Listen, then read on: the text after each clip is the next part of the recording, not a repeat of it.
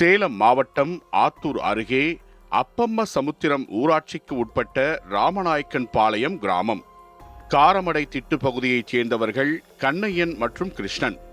70 வயதிற்கு மேற்பட்ட சகோதரர்களான இவர்கள் இருவரும் விவசாயிகள். இவர்களுடைய பூர்வீக சொத்தாக 6.5 ஏக்கர் விவசாய நிலம் உள்ளது.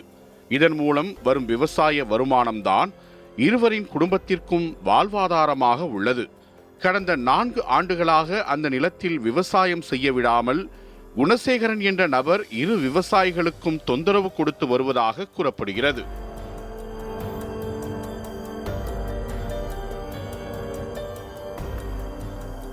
இவர்களது நிலத்தின் அருகே விவசாய நிலம் வைத்திருக்கும் குணசேகரன் பாஜகவின் மாவட்ட நிர்வாகியாக உள்ளார். இவர் கண்ணையன் மற்றும் கிருஷ்ணனுக்கு சொந்தமான 6.5 ஏக்கர் நிலத்தை தனது பெயரில் எழுதி கொடுக்குமாறு பல வழிகளில் வற்புறுத்தி வந்ததாக கூறப்படுகிறது. அதற்கு இருவரும் மறுப்பு தெரிவித்ததால் விவசாயம் செய்ய விடாமல் அடியாட்களை வைத்து குணசேகரன் மிரட்டி வந்ததாகவும் குற்றச்சாட்டு உள்ளது. இது குறித்து இரு விவசாயிகளும் பலமுறை காவல்துறையினரை நாடி புகார் அளித்தும் எந்தவித நடவடிக்கைகளும் எடுக்கப்படவில்லை. நீதிமன்றத்திலும் இந்த விவகாரம் தொடர்பாக 3 வழக்குகள் நிலுவையில் உள்ளன.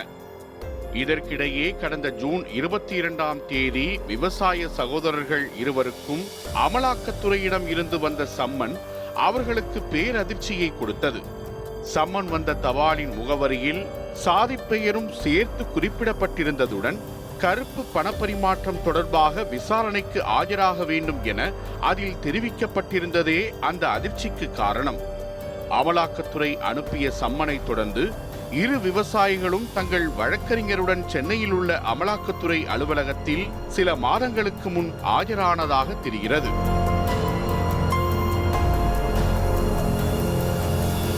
விவசாயிகளின் ஆதார், வங்கிக் கணக்கு விவரங்கள் உள்ளிட்ட ஆவணங்கள் அமலாக்கத்துறையிடம் சமர்ப்பிக்கப்பட்ட நிலையில் வங்கிக் கணக்கில் வெறும் 500 ரூபாய் மட்டுமே இருந்துள்ளது.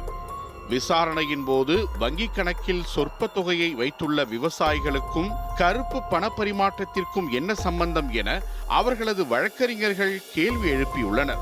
அதற்கு உரிய பதிலை அளிக்காத அமலாக்கத்துறை அதிகாரிகள் அடுத்த விசாரணைக்கு எப்போது அழைத்தாலும் ஆஜராக வேண்டும் என கூறி அவர்களை அனுப்பிவிட்டதாக தெரிகிறது. சம்பவம் நடந்து 6 மாதங்கள் ஆகியும் வெளியே தெரியாமல் இருந்த இந்த சம்பவம் சமீபத்தில் சமூக வலைதளங்களில் வைரலாகி பெரும் பரபரப்பை ஏற்படுத்தியது. குறிப்பாக கடிதத்தில் சாதி பெயரை குறிப்பிட்டு அமலாக்கத்துறை சம்மன் அனுப்பியிருந்ததும் வயது முதிர்ந்த ஏழை விவசாயிகளிடம் கருப்பு பண பரிமாற்றம் தொடர்பாக விசாரிப்பதாக கூறி அலைக்கழித்ததும் பேசு பொருளானது. புதிய தமிழகம் கட்சி தலைவர் கிருஷ்ணசாமி, விசிக தலைவர் திருமாவளவன் உள்ளிட்ட அரசியல் கட்சியினரும் இந்த விவகாரத்தில் உரிய சட்ட நடவடிக்கை எடுக்க வலியுறுத்தினர். இதனைத் தொடர்ந்து இந்த விவகாரம் விஸ்வரூபம் எடுத்துள்ள நிலையில் இதற்கும் அரசியல் மற்றும் குற்றப்பின்னணி கொண்ட குணசேகரனுக்கும் தொடர்பிருக்கலாம் என தங்களுக்கு சந்தேகம் எழுந்துள்ளதாக பாதிக்கப்பட்ட விவசாயிகள் குற்றம் சாட்டியுள்ளனர். அவரே தனது அரசியல் பலத்தை பிரயோகித்து அமலாக்கத்துறை மூலம் இப்படியொரு சம்மனை அனுப்ப வைத்திருக்கலாம் என கருதுவதாகவும் அவர்கள் தெரிவித்தனர்.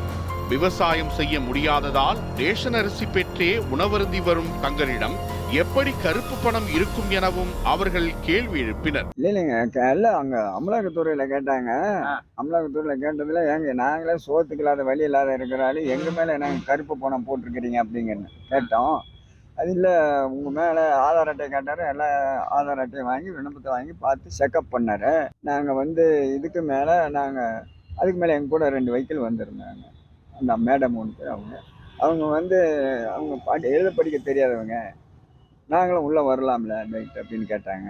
நோ அலௌட் இல்லைன்ட்டாங்க. முகவரியில் சாதி பெயரை குறிப்பிட்டு சம்மன் அனுப்பிய சம்பவம் சர்ச்சையான நிலையில் அமலாக்கத்துறை இயக்குநரகம் மூலம் இதில் தொடர்புடைய அதிகாரிகளிடம் விசாரணை நடத்தப்பட்டு வருவதாக தகவல் வெளியாகியுள்ளது. அத்துடன் சம்பந்தப்பட்ட அமலாக்கத்துறை அதிகாரிகள் மீது வன்கொடுமை தடுப்புச் சட்டத்தின் கீழ் நடவடிக்கை எடுக்க வேண்டும் என்பதை வலியுறுத்தி விவசாயிகள் இருவரும் சேலம் மாவட்ட காவல் கண்காணிப்பாளர் அலுவலகத்திலும் புகார் அளித்துள்ளனர். மதுரையில் மருத்துவரிடம் லஞ்சம் பெற்றதாக அமலாக்கத்துறை அதிகாரி அங்கித் திவாரி என்பவர் கைது செய்யப்பட்டது விவாத பொருளான நிலையில் அமலாக்கத்துறை மூலம் விவசாயிகளுக்கு அனுப்பப்பட்ட சம்மன் தற்போது அடுத்த சர்ச்சையை ஏற்படுத்தியுள்ளது. புகார் தொடர்பாக உரிய நடவடிக்கை எடுக்கப்படுமா, பாதிக்கப்பட்ட விவசாயிகளின் நலனும் நிலமும் காக்கப்படுமா என்பதை பொறுத்திருந்துதான் பார்க்க வேண்டும்.